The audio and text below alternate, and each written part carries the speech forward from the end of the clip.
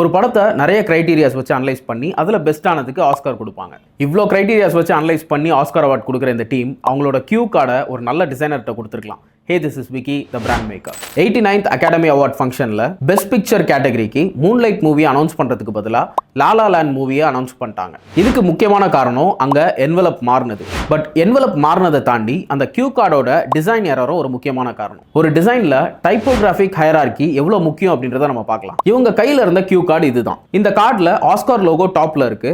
Name of the பர்சனும் movie நேமும் ஒரே வெயிட்டேஜில் கொடுத்துருக்காங்க. அண்ட் ஃபைனலாக கேட்டகரி ரொம்ப சின்ன சைஸில் அட் த பாட்டம் பிளேஸ் பண்ணியிருக்காங்க. ஆக்சுவலாக இதுதான் மேஜர் ப்ராப்ளமே.